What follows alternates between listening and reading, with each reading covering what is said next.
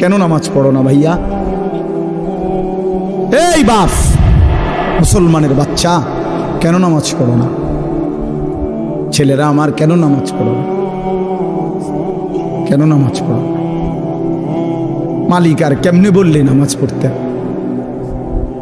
রাসূলুল্লাহ সাল্লাল্লাহু আলাইহি ওয়াসাল্লাম হাসরের ময়দানে জিজ্ঞাসা করবে, উম্মত, পিঠটা তায়েফের পাথরের আঘাতে চাল্লির মতো ছিদ্র বানায় ফেলছিলাম, ক্ষুধার কষ্টে পেটে পাথর বাঁধছিলাম, 3 মাস আমার ঘরের চুলায় আগুন জ্বলে নাই, আমি উম্মত দান দান শহীদ করে রক্তে ভাসে গেছি, 23টা বছর আমি কোনোদিন ঠিকমতো ঘুমাই নাই, এত কাঁদলাম, এত রক্ত ঝরাইলাম, বিনিময়ে তোর কলজাটা নরম করতে পারলাম না, তোর দিলটা নরম করতে পারলাম না উম্মত, আমি আর কত কাঁদলে তুই আমার কথা শুনতাম? আমি আর কত রক্ত ঝরাইলে আমি নবীর কথা মনে পড়তো? বলেন, কি বলবেন ভাই?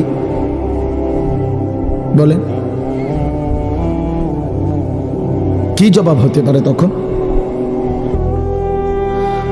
আল্লাহ আল্লাহ আমাদেরকে বুঝ দান করেন। ওফ, এর চাইতে দামি কি বললে তুমি বিশ্বাস করবে?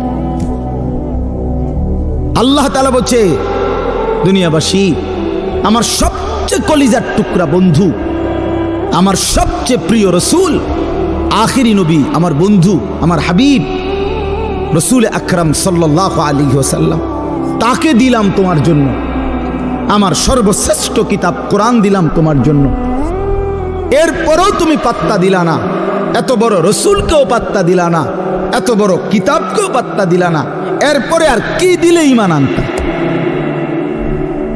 আর কি বললে সেজদা করতা? আমার মতো মালিক আর কতবার বললে তুমি সেজদা দিতা? আমার রসুল কতবার কাঁদলে, আর কতদিন কাঁদলে? 23টা বছর তো কাঁদছেন বন্ধু আমার, সেই বন্ধু আর কত কাঁদলে তুমি নামাজ পড়তা? আম্মা জান আয়েশা রাদিয়াল্লাহু তাআলা আনহা বলেন, নবীজির স্ত্রী বলেন, আমি একদিন দেখছি এশার নামাজের কিছুক্ষণ পরে নবীজি হুজরার মধ্যে আমার কামরায়, আমার স্বামী, আমার নবী, আমার রসুল সাল্লাল্লাহু আলাইহি সাল্লাম, তিনি দাঁড়াইছেন, দাঁড়িয়ে আল্লাহ তাআলার কাছে নামাজের নিয়ত বাইদা উম্মতের জন্য দোয়া করতে শুরু করছেন। আম্মা জান আয়েশা বলেন, দুনিয়াবাসী, আল্লাহর কসম, ফজরের আজানের পূর্ব পর্যন্ত এক দাঁড়ানোতে আমি দেখছি নবীজি সারাটা রাত কাঁদছেন আর উম্মতের জন্য দোয়া করছেন। সারা রাত, সারা রাত। ইন তুআযিবহুম ফাইন্নাহুম ইবাদুক ওয়া ইন তাগফির লাহুম ফাইন্নাকা আনতাল আজিজুল হাকীম।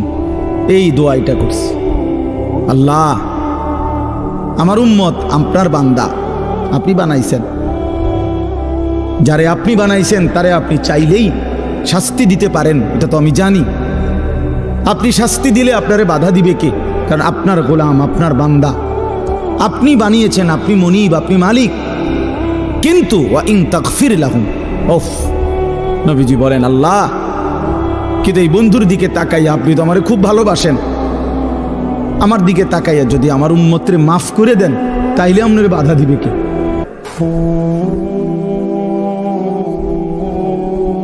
আপনি মাফ করে দিলে আপনারা তো কেউ কিছু বলতে পারবে না, এই ক্ষমতা তো কারো নাই। আপনি তো চাইলে মাফই করে দিতে পারেন, তো দেন না মাফ করে। এইভাবে কাঁদছেন মিয়া সাহেব, এইভাবে কাঁদছেন।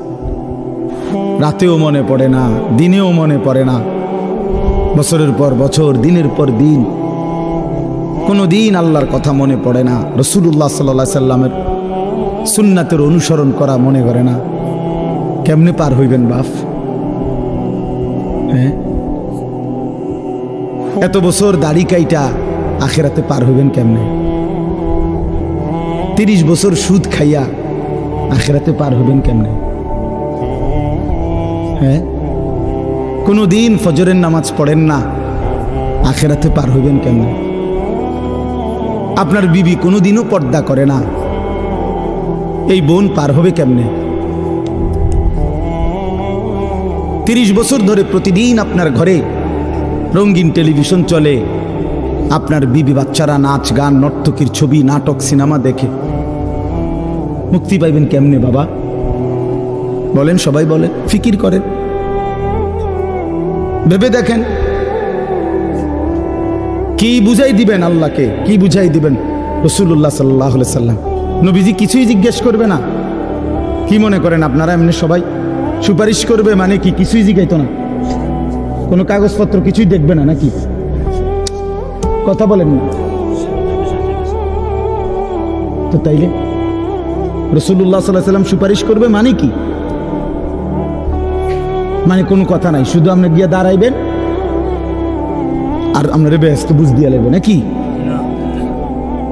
তো তাইলে হিসাব করলো কেন? ডান কাদের বাম কাদের ফেরেশতা লিখলো কেন? আমল নামা তৈরি হইল কেন? মিজানের পাল্লায় ওজন হবে কেন? হাসরের ময়দান বিচারের ময়দান বলা হইল কেন?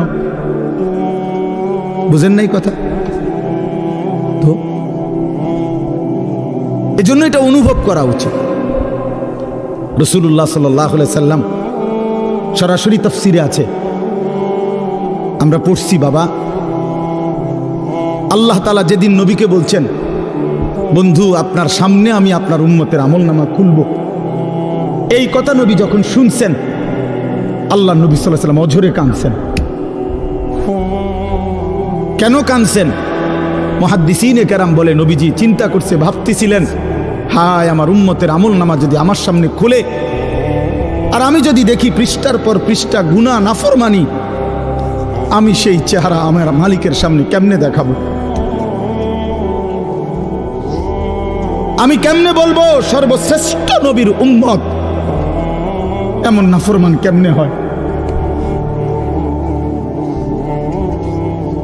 বুঝেন নাই? এই জন্য বিষয়টারে এত তামসা মনে করেন না। রাসূলুল্লাহ সাল্লাল্লাহু আলাইহি সাল্লামের ভালোবাসা আপনি জায়গা থেকে আপনি বুঝে নিয়েন। আপনি যেই তরিকাত আছেন, আপনি তরিকা লইয়া আমার টানাটানি নাই, আপনার পিসাব লইয়া আমার টানাটানি নাই, আপনার দরবার নিয়ে আমার টানাটানি নাই।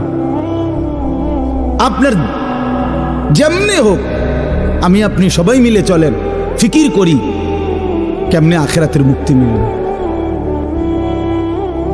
জান্নাতের অনেক দরজা, জান্নাতের দরজা একটা না, অনেক দরজা। যে কোনো এক দরজা দিয়ে ঢুকতেই, এই এখন শুনামু আপনার ঘরে, এখন পড়ছি, ওয়ানাযা'না মা ফি সুদুরিহিম মিন গিল্লিন। আল্লাহ বলেন, আমার যতগুলো বান্দাকে আমি জান্নাত দেব, ঢুকবার আগেই আমি তাদের কলিজা থেকে চিরদিনের জন্য হিংসা, বিদ্বেষ, রাগ, ক্ষোভ, ক্রোধ সরাই দেব। ইখওয়ানান, সবাইরে ভাই ভাই বানায় দেব। আলা সুরুরিম মুতাকাবিলিন, সমস্ত জান্নাতি পরস্পর পরস্পরের মুখোমুখি হয়ে আনন্দ আর ফুর্তিতে মজে থাকবে। এই জন্য দোস্ত আমার, বন্ধু আমার, বাপ আমার, ফিকির চাই, ফিকির চাই। এ কথা দিল দিয়ে বুঝতে হবে। হাসলেও মরে যাবেন, কাঁদলেও মরে যাবেন। শরীর সুস্থ থাকলেও একদিন মৃত্যু হবে, রোগ শোকে পড়লেও মৃত্যু হবে। রাজপ্রাসাদ আর অট্টালিকাতে যে রাত কাটায় সেও মরে যাবে, কুড়ে ঘরে আর ফকির সেও একদিন কবরে চলে যাবে। নাকি বলেন? বলেন, সবাই বলেন। আমরা সবাই যেতে হবে কিনা বলেন? অতএব যেটা নিশ্চিত মৃত্যু, এটাকে ভুলে যাওয়া ঠিক না। আখিরাত নিশ্চিত। কোরআনুল কারীমের মধ্যে আল্লাহ বলছে, ওয়াবিল আখিরাতি হুম ইউকিনুন। মুমিন তাকে বলে, মুত্তাকি তাকে বলে, জান্নাতি বান্দা তাকে বলে, মুসলমান তাকে বলে। আল্লাহ তাআলা বলে যে আখিরাতকে ইয়াকিনের সাথে বিশ্বাস করে। ভাষা ভাষা না, ধারণা না, আখিরাত তার ইয়াকিন। আগুনে লাগলে পুড়ে যায়, এটা আমাদের ধারণা না, ইয়াকিন। কথা বুঝেন নাই আমার? আগুনে পুড়ে যায়, আমরা সবাই ইয়াকিন, বিশ্বাস করি এটা। পানিতে ডুবে যায়, এটা আমাদের ইয়াকিন, এটা ধারণা না। মানুষে তো কয় আগুনে বেলে ফুরা যায়, মনে ফুরেও হইতেও পারে, এমনি নি মানুষে কয় এটা। তো আল্লাহ তাআলা বলেন, বান্দা আখিরাতের ব্যাপারটা তুমি এই মনে করো না যে আরে হুজুররা তো কয়, বারবার কয়, মনে হইতেও পারে, হইতেও পারে, হ্যাঁ এটারই আখিরাত না। সাহাবায়ে কেরাম রাসূলুল্লাহ সাল্লাল্লাহু আলাইহি ওয়াসাল্লামের সোহবতে, সান্নিধ্যে, কিতাবের মধ্যে আমরা পড়ছি সাহাবীদের হালাত ছিল এমন যেন তারা আখিরাতকে 24 ঘন্টা চোখের সামনে দেখতেন। ওয়াবিল আখিরাতি হুম ইউকিনুন, আখিরাতের ব্যাপারে ইয়াকিন, একেবারে মজবুত ইয়াকিন। আল্লাহ তাআলা এটা চাইছেন, আখিরাত যেন বান্দা 1 সেকেন্ডের জন্য ভুলে না যায়, মৃত্যুকে যেন ভুলে না যায়। মৃত্যু মানে শেষ না, মৃত্যু মানে সমাপ্তি না। দুনিয়ার ভদ্রলোকরা, দুনিয়ার জেনারেল লাইনের অনেক শিক্ষিত মানুষ, ওরা এগুলাকে বলে যে তিনি 60 বছর 70 বছর বিভিন্ন সেবামূলক মানব কল্যাণে বিভিন্নমুখী অবদান রেখে 70 বছরে তিনি তার জীবনের সমাপ্তি টানলেন। সমাপ্তি মানে কি? শেষ, অর্থাৎ 70 বছর পরে তিনি শেষ, আর কিছু নাই ওনার জীবনে। না না, এটা মিথ্যা কথা। জীবনের সমাপ্তি হয় না। মৃত্যু মানে সমাপ্তি নয়, মৃত্যু মানে ইন্ড নয়, মৃত্যু মানে সমাপ্তি না, মৃত্যু মানে স্থানান্তর, মৃত্যু মানে ইন্তেকাল। মানুষ কেবল স্থানান্তর হয়, মানুষ কোনোদিন শেষ হয় না, হয় না, হবে না, কোনোদিনও না, কোনোদিনও না। মানুষের কোনো শেষ নাই, মানুষের কোনো শেষ নাই, মানুষ কেবল স্থানান্তর হয়।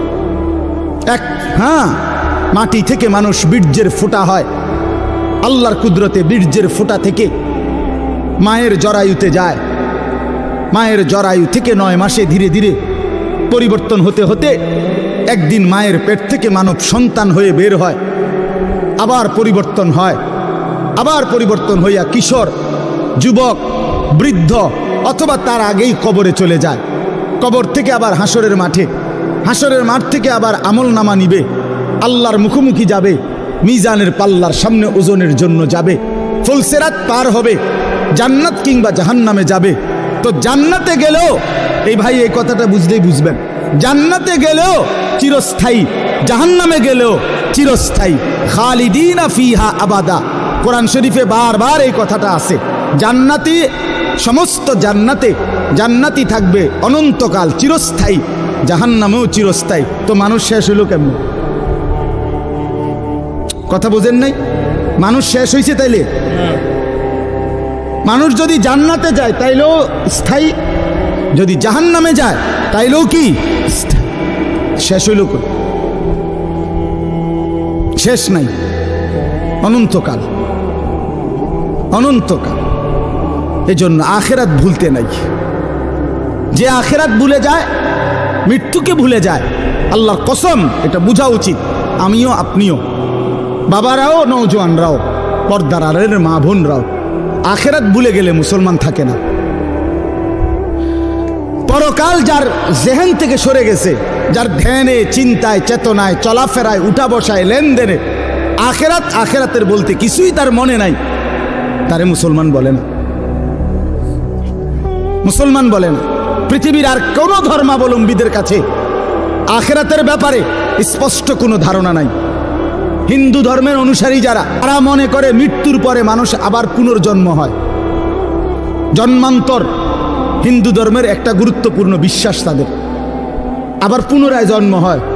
প্রথম জন্মে যদি সে ভালো কাজ করে, পরের জন্মে আপনার বড়, তাদের উত্তম মানুষ, তাদের ধর্মে যারা মনে তাদের মতো হয়ে আসে। আর যদি প্রথম জন্মে মন্দ কাজ করে, পরের জন্মে বিভিন্ন জীব জন্তু কীট পতঙ্গের মতো হইয়া জন্ম নেয়। এইটা তাদের বিশ্বাস।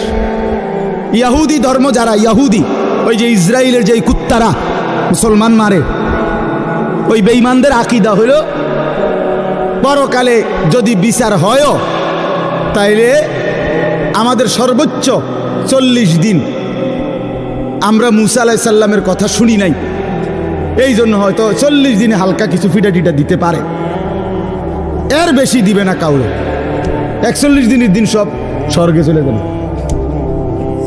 হ্যাঁ হ্যাঁ, এটা কোরআন শরীফে আছে। এটা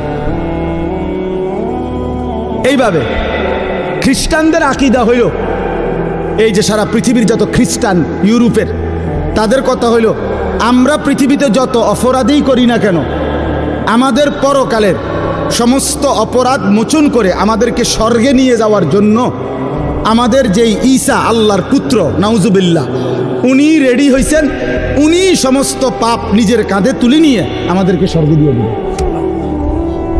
পাগলের কি পরিমাণ মাথা খারাপ! আমার এক হুজুরে বলতেন, আরে প্রথম মাথা খারাপ হইলে কয় পাগল, এরপরে আবার মাথা খারাপ হইলে কি করবে, তখন বলবে আরে যে পাগলের মাথা খারাপ। প্রথম তো মাথা খারাপ হয়েছিল আর পাগল হয়েছে, এখন আবার কি হয়েছে? আগে তার সিট ছিল 3-4টা, অনসি ফুরাডি ছিঁড়ে গেছে। এই ধরনের মাথা খারাপ এরা।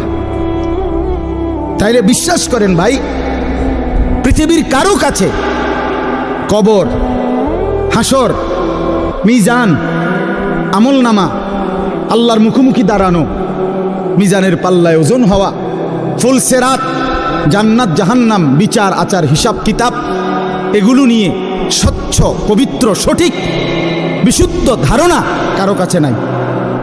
একমাত্র আল্লাহর কোরআন, প্রিয় নবী সাল্লাল্লাহু আলাইহি ওয়াসাল্লামের হাদিস, এর মধ্যেই কবর, হাসর, আখিরাত, পরকালের সঠিক পূর্ণ বিবরণ আল্লাহ এবং তার রাসূল পেশ করেছেন। বলেন আলহামদুলিল্লাহ। আলহামদুলিল্লাহ। নবী সাল্লাল্লাহু আলাইহি সাল্লাম ভাঙ্গা ভাঙ্গা বলছে, আমরা হাদিসে পড়ছি, নবীজি সাল্লাল্লাহু আলাইহি ওয়াসাল্লাম জানাজা পড়তে গেছে। হযরত বারা ইবনে আযিব থেকে বর্ণিত, তিনি বলেন যে আমরা নবীজির সাথে এক সাহাবীর জানাজা পড়তে গেছি। তো যেখানে জানাজা হবে ওইখানে গিয়া দেখলো, নবীজি দেখলেন এখনো কবর খোঁড়া শেষ হয় নাই। বলেন মা ইয়ালহাদ, কবর খোঁড়া এখনো শেষ হয় নাই, তাহলে আরো সময় লাগবে 20-25 মিনিট, কথার কথা। তো এখন কবর খোঁড়া যদি শেষ না হয় তো জানাজা পড়বো কেমনে? কবর তো রেডি হয়েছে না এখন। তো নবীজি সাল্লাল্লাহু আলাইহি সাল্লাম সাথে সাথে ওইখানেই বসে গেছে। সাহাবীরা গোল হয়ে চারদিকে বসছে, ওই যারা জানাজা পড়তে আসছিল। আল্লাহ নবী সাল্লাল্লাহু আলাইহি সাল্লাম হাতের মধ্যে একটা লাঠি, মানে কাঠি, এই ছোট মনে করেন একটা কাঠির মতো কিছু নিয়া নবী সাল্লাল্লাহু আলাইহি সাল্লাম মাথা নোয়াইয়া ওই মাটির মধ্যে কিছুক্ষণ এরকম আঁকা আঁকি করছে।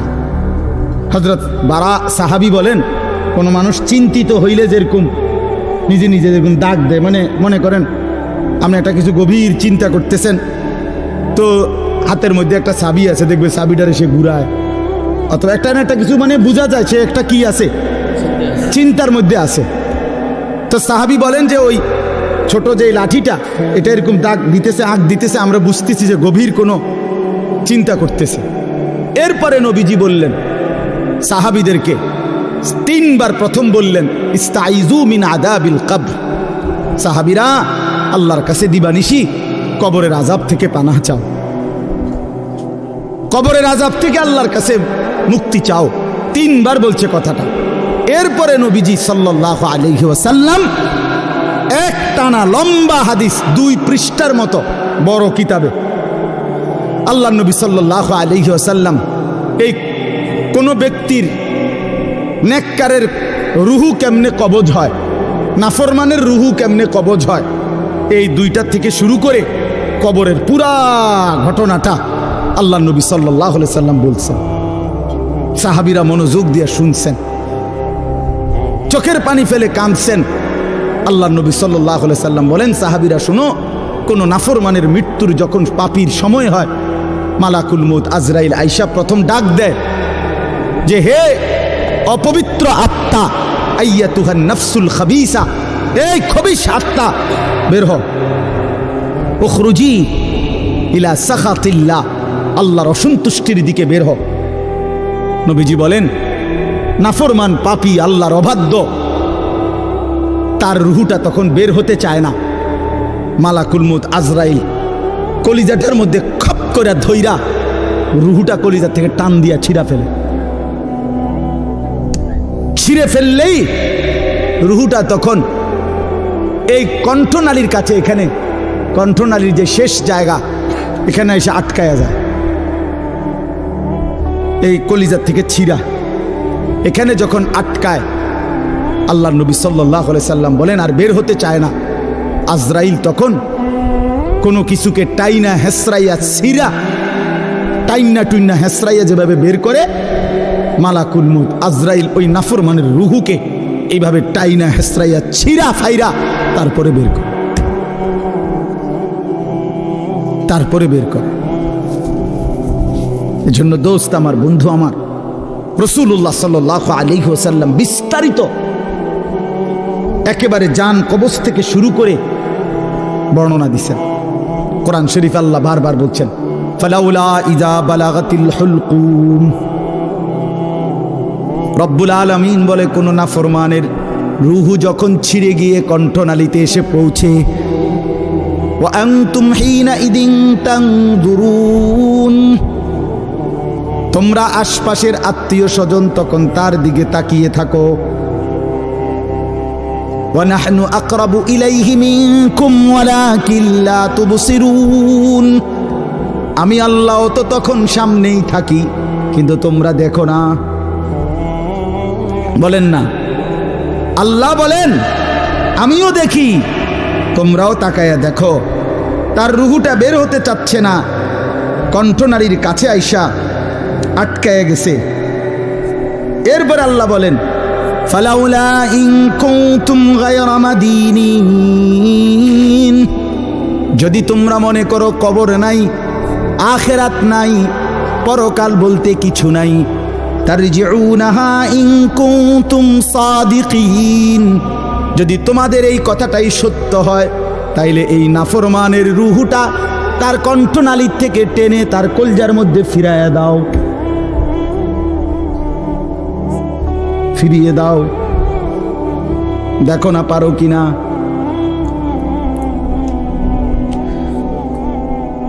তাহলে বলেন সম্ভব তখন? মানে কেউ পারবে তো তখন নাকি?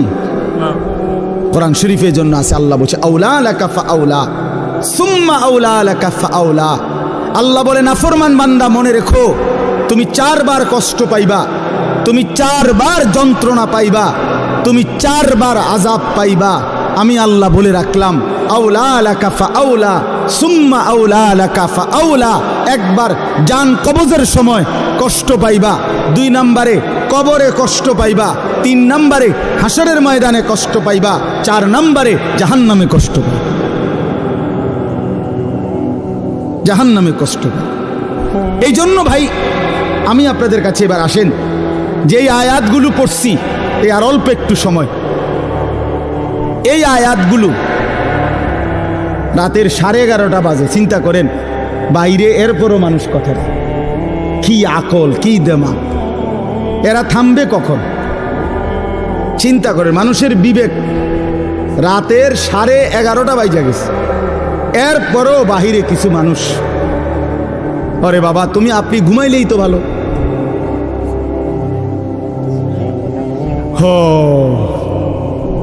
কোনো কথাই, মানে আল্লাহর কথা কানের ধার দিয়েও যায় না। দুর্ভাগ্য। চলেন তো আমি বলতেছি, আখিরাতকে যদি কেউ ভুলে যায়, আর অল্প একটু আমার কথাটা শুনেন, আখিরাতকে কেউ ভুলে গেলে, যুবক ভাই তোমরাও শোনো ভাই, আখিরাতকে ভুলে গেলে সে আর মুসলমান থাকে না। মানুষ আখিরাতকে ভুলে গেলে মানুষ জানোয়ার হয়। দুনিয়ার কোনো আইন দিয়া, আরো কোনো আইন না, আরো পুলিশ, র্যাব, বিজিবি না, এর উর্ফে আরো 10টা বাহিনীও যদি পৃথিবীতে চালু করে, মানুষের থেকে মন্দ অভ্যাস, মানুষের গুনাহের প্রবণতা, মানুষের অপরাধের মানসিকতা কমবে না। মানুষ সুযোগ খুঁজে, দুনিয়ার এই আইন প্রশাসনের কাছ থেকে মানুষ ফাঁকফুক খুঁজে, আর কি কৌশল বাইর করে, কোনো না কোনো কৌশলে পুলিশে ফাঁকি দেয়, র্যাবকে ফাঁকি দেয়, বিজিবি ফাঁকি দেয়, মেম্বাররে ফাঁকি দেয়, চেয়ারম্যানরে ফাঁকি দেয়, বাবাকে ফাঁকি দেয়, মাকে ফাঁকি দেয়, কাউকে না কাউকে ফাঁকি দিয়া কোনো না কোনো বুদ্ধি বাহির কইরা সে অপরাধ করে। কিন্তু যার কলিজার ভিতরে আল্লাহর সামনে দাঁড়াইবার অনুভূতি, আখেরাত, পরকাল, নিজের বিচার, নিজের হিসাব, যে এ কথা দিল দিয়া বুঝে যে আমার 1 সেকেন্ড আল্লাহর আড়ালে না, আমার প্রতি নিঃশ্বাসের হিসাব দিতে হবে, প্রতি সেকেন্ডের হিসাব দিতে হবে। আল্লাহর কসম, এই আখেরাতের বিশ্বাস যার কলিজায় যতটা মজবুত হয়ে বসে তো ততটাই তার অপরাধ কমে যায়, আল্লাহর বন্দেগী বেড়ে যায়। আপনি যদি বলেন আমি হুজুরের মধ্যে, আপনি যদি বলেন হুজুর আমনের মধ্যেও অনেক গুনাহ আছে, আপনারাও হুজুরদের মধ্যে বহুত কি আছে, পাপ আছে, আমরা জানি। হ্যাঁ, তো আমিও কই জানি। তো বুঝতে হবে আমার মধ্যে আখেরাতের ঘাটতি আছে, আপনার মধ্যে যেমন ঘাটতি। কথা বুঝছেন কি না বলে? আমি কোনো বেহেশতের থেকে আইছি না, আমি আইছি সাবের বাজারের থেকে। বুঝছেননি আমার কথাটা? আমি এখন কি বেহেশতের থেকে আইছি? কে? আমি আইছি ক্যান্টনমেন্ট থেকে। তো আমি তো বেহেশতের থেকে আসি নাই, আমাকে হিসাবের জন্য যাইতে হবে। আপনি যেমন দাঁড়াবেন আমিও দাঁড়াবো, আপনাকে যেমন হিসাব দিতে হবে আমাকেও দিতে হবে। এই জন্য আখেরাত ভুলে গেলে এক মানুষের অপরাধ বেড়ে যায়, এক মানুষের বন্দিগি ছুটে যায়। কেন নামাজ পড়ে না? আখেরাত মনে নাই। কেন চুরি করে, জিনা করে, ব্যভিচার করে, মদ খায়, জুয়া খেলে? কেন সারা রাত যুবক সারা রাত উলঙ্গ ছবি দেখে, নর্তকীর নাচ দেখে, জিনা ব্যভিচারের দৃশ্য দেখে? মুসলমানের বাচ্চা হইয়া কোনোদিন খোদার 365 দিনের একটা বছরে কোনোদিন ফজরের নামাজ পড়ে না। মুসলমানের বাচ্চা এত বড় জানোয়ার কেন হইল? মুসলমানের ঘরে জন্ম নিয়া এত বড় হাইওয়ান কেমনে হইল? এক মহিলা 30 বছর ধরে বেপর্দা, মুসলমান হওয়ার পরও কেমনে হইল? একজন মুসলমান হওয়ার পরে 30টা বছর ধরে সে কেমনে সুদ খায়, কিস্তি নেয়, এত মিথ্যা কথা, এত গালিগালাজ কেমনে করে? 60টা বছর হইয়া গেছে, বুড়া মিয়া এখনো বিড়ি খায় কেমনে? 60 বছর বয়স, এখনো সাদওয়ানে বৈশা টেলিভিশনে নর্তকীর নাচ দেখে কেমনে? কারণ আখেরাত ভুলে গেছে। কি ভুলে গেছে বলেন না কেন? অথবা আখেরাত মনে আছে, তবে আখেরাতকে সামান্য কিছু মনে করছে। এই মনে ঘন্টা 2-1 একটা বিষয়, হয়তো 2টা থাপড় চটকনা দিয়া, বুঝেন না কথা? 2-একটা থাপ্পড় টাপ্পড় দিয়া মনে কি করে দিব, ছেড়ে দিব। অথচ বিষয়টা তো এমন না। আল্লাহ তাআলা কোরআনে বলছে হাসরের ময়দানের একদিন, এক এক দিন, প্রতিদিন এক এক দিন 50,000 বছর। কোরআন শরীফের আয়াত, এটা কোনো হুজুরের ব্যাখ্যা না, ডাইরেক্ট কোরআনের আয়াত। ফি ইয়াউমিন কানা মিকদারুহু 50,000 সানা, প্রতিদিন একদিন হাসরের ময়দানের 50,000 বছর। 50,000 বছর একটা প্রচন্ড গরমের জায়গার মধ্যে আপনারই যদি 4টা ঘন্টা 5টা ঘন্টা চারিদিকে কোনো দরজা নাই, জানালা নাই, পুরা গরমের মধ্যে এই প্রচন্ড গরমের সিজনে যদি বসায় রাখে 10টা ঘন্টা, আপনি তো পাগল হয়ে যাবেন। আপনি তো গরমে পাগল হয়ে যাবেন। তো 50,000 বছর একদিনে মাথার উপরে সূর্যটা থাকলে দোস্ত আমার কি হবে অবস্থা? পায়ের নিচের জমিন তামার মতো হলে কি হবে? আল্লাহ নবী সাল্লাল্লাহু আলাইহি সাল্লাম বলছেন, উম্মত 1 সেকেন্ডের জন্য এই এক পাও রাখতে যেটুকু জায়গা, পায়ের তালু, এতটুকু জায়গার অতিরিক্ত কাউকে 1 সুতা জায়গা বেশি দেওয়া হবে না। মাউদাউ কাদামিন, শুধু পাও রাখবার জায়গাটাই হাসরের ময়দানে মিলবে। ডানে বামে সামনে পিছনে আর আগাইতেও পারবে না, পিছাইতেও পারবে না, এবং 1 সেকেন্ডের জন্য বসতে পারবে না। ইয়াউমা ইয়াকুমুন নাসু লিরাব্বিল আলামিন, দাঁড়িয়ে থাকতে হবে। মাথার উপরে সূর্য থাকবে, পায়ের নিচে জমিন তামার মতো, নড়াচড়ারও কোনো ডান বাম করার সুযোগ নাই। জাহান্নাম সামনে, ওয়াজি ইয়াউমা ইদিম বিজাহান্নাম, কোরআন শরীফ আল্লাহ বলছে হাসরের ময়দানে জাহান্নামকে সকলের সামনে এনে দাঁড় করানো হবে, জাহান্নামকে দেখবে। এই অবস্থায় কেমন হবে হালাত? আমি এবছর এই যে গত হজে আরাফার দিন, যেদিন হজের দিন, বিশ্বাস করেন হজের দিন, আরাফাতের দিন মানে হজ্জের সময় ওই তাবুর বাহিরে দাঁড়াইয়া, খোলা আকাশের নিচে দাঁড়াইয়া দোয়া করা, এটা একটা সুন্নত, মানে নবীজির একটা আমল ছিল।